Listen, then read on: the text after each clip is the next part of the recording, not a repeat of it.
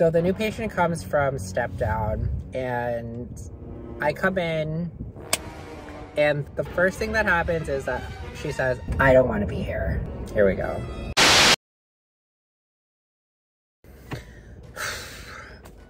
All right, guys, I just finished my shift. Sorry about the audio. I didn't bring a mic, but I felt like I wanted to vlog today. So I was just like really stressed out again, obviously coming to work.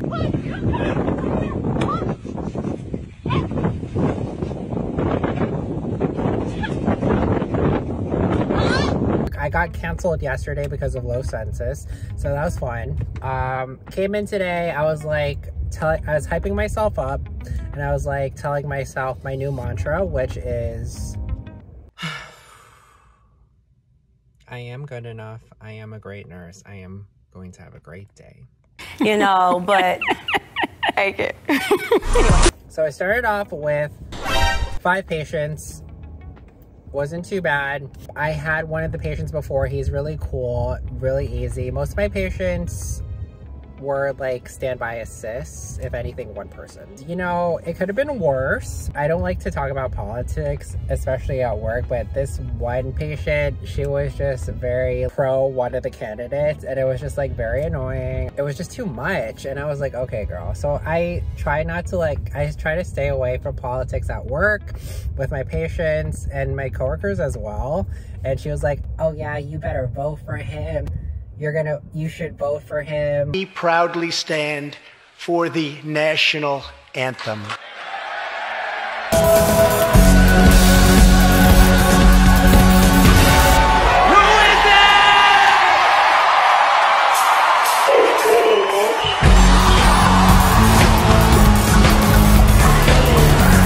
I was telling her, like, I'm here on a work visa, so I can't vote.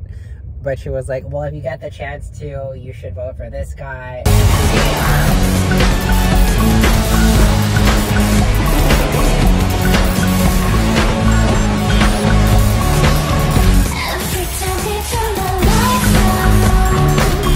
And I was like, okay, girl. Anyway, so that was fun until my admission came, which my admission came around like 2 o'clock. Keep in mind that I have 5 patients, and one of my patients has a late discharge at 3 o'clock. So I got my patient around 2 o'clock-ish, 2:30 or something. So the new patient comes from step down, and I come in, and the first thing that happens is that she says, I don't want to be here. I'm like, here we go. I'm like really not trying to be a bitch. It's just I'm happy to say hello to you and be professional. I just like the conversation, it just makes me uncomfortable. I can't just have a good day, you know what I mean? So she doesn't want to be here. She is just adamant on going home. She's like, I don't want to be here. I've been in the hospital for too long. I can take care of myself. Meanwhile, her husband's over here not saying a thing, okay? I tell her, you know, the spiel, like, you have to stay here for X amount of days, you know, we want you to get better. This is a great place for you to get stronger before you go home. She's like, I don't want to be here. Please just let me go. This isn't for me. It's in God's will that I go home. I can take care of myself. I look at her husband and I'm like, are you okay with this? Her husband says, I would like it if you stay here because I can't take care of you. Not to mention her husband looks like he could be a patient his damn self, but he's like very like passive, and he's like, I would like you to stay, but blah, blah, blah, blah. Where he should have been like, no, you should stay because I can't take care of you. You should stay because you need to get stronger. You should stay because they have all the medications you need, etc., etc. She's like, no, like, you're not gonna take care of me. And I'm like, oh God, this is just so frustrating. By the way, like, they're COVID positive, so I have a mask on, so it looks like this.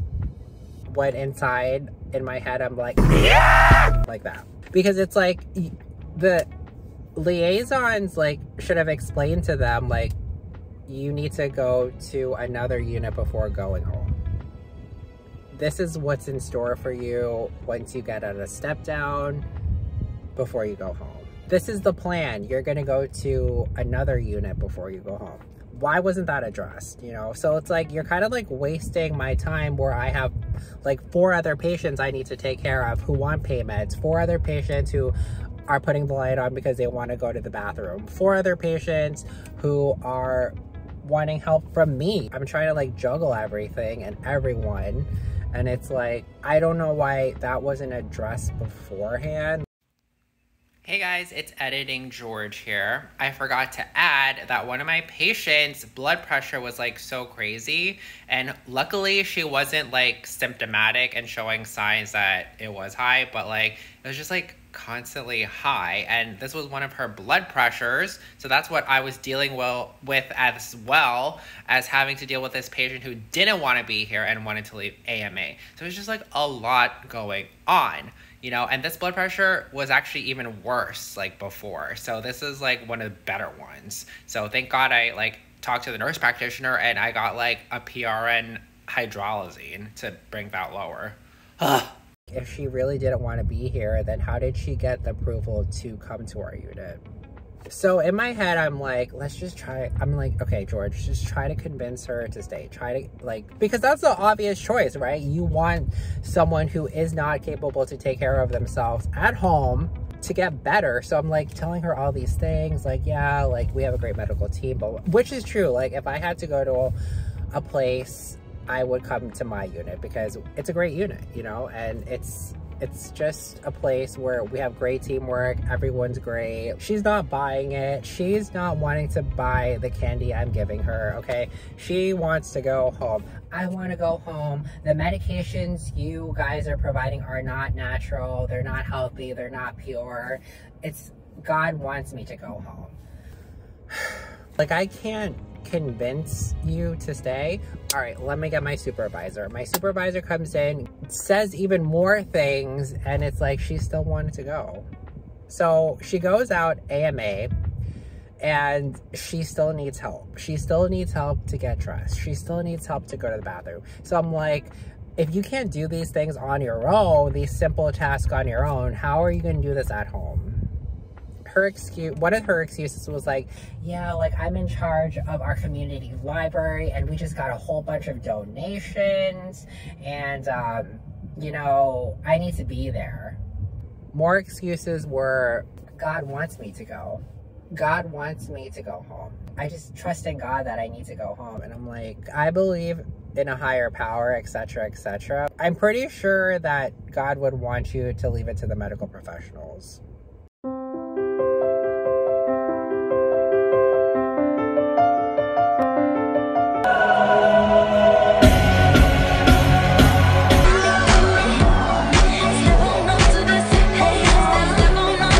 She just like even needed more than assistance to get into the car before she got discharged. I get she doesn't want to lose her independence, but it's like the best thing for you. You're going out AMA and it's not for your benefit that you go home. And I just like wasn't like, it's like her husband just like didn't want to stand up for himself. He was like, yeah, like I support any of her decisions, but I just feel better if, you know, she was here because I can't take care of her. I'm like, this is your chance, just like say it, you know? And he just kind of like was very wishy-washy, and I felt like if he like made his case a little bit stronger, she wouldn't have went out AMA. So I'm like, you know, I mean, it's your choice, you know? She was alert-oriented, so she was in perfect sound mind to give her own medical direction and her care. It's my spiel. If you're new here, don't forget to like, comment, and subscribe. We like to talk about nursing, fashion, food, and travel here on my channel. So that's what I needed to vent out to you guys. And let me know if you guys have any AMA patients that you've ever taken care of. And yeah, what is your strategy in letting them go or convincing them to stay? Because I freaking tried to convince her, and you know what? You can only do so much. So, all right, guys, I'll talk to you later. Bye.